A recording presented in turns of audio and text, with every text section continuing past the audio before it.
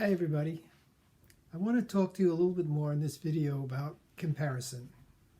I'm going to use some of the information from this book, Loving Kindness by Sharon Salzberg. Sharon's another one of my teachers.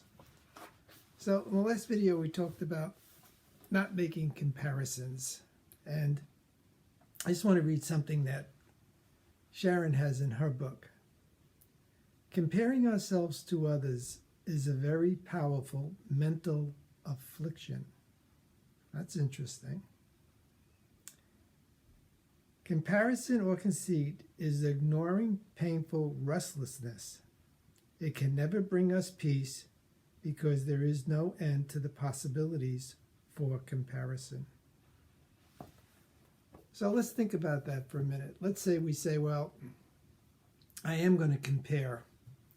And I compare myself to somebody, and that person has taken a trip and they're at the pyramids.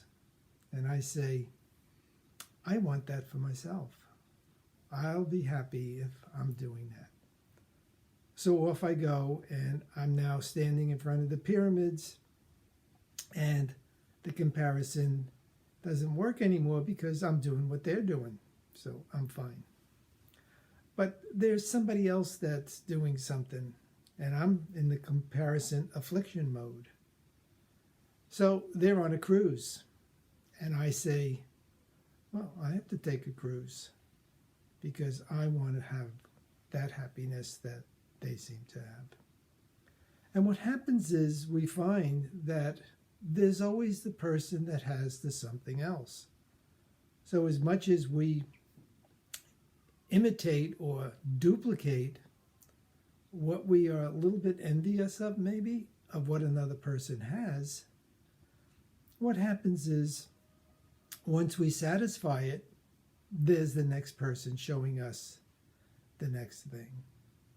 And we start to realize at some point in time, we're never going to be able to catch up with what's out there.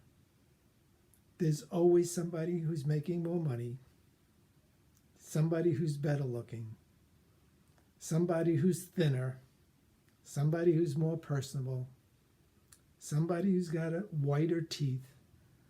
But whatever it is, it's the next thing that's waiting out there for us.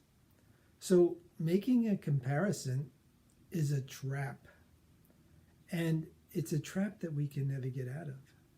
So our choices are really to stop making comparisons. Be content with what we have. Be happy with what we have. And be done with it. The other choice is, no, I'm going to make comparisons. And what I see that another person has that I like, I'm going to get that for myself as well.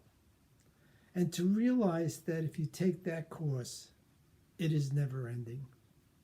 Because like I said, there's always going to be somebody doing something that's better than what you're doing.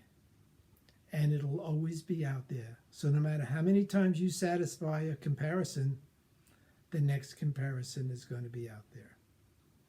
And keep in mind, we never want to compare ourselves to something bad in their lives and say, I want that too. I want that badness. No, we're not going to do that. So comparison is very selective. We're not looking at the real life situation of the person we're looking at. We're looking at that 1% piece on the top that they are showing us that is enjoyable in their life. Can't we rejoice for them, be happy for their happiness, but not be envious and want the same thing for ourselves? It's a never-ending trap, and like Sharon says, it's an affliction. I think it's an affliction we can do without. I hope this helps. Wishing you the best. Talk to you some more.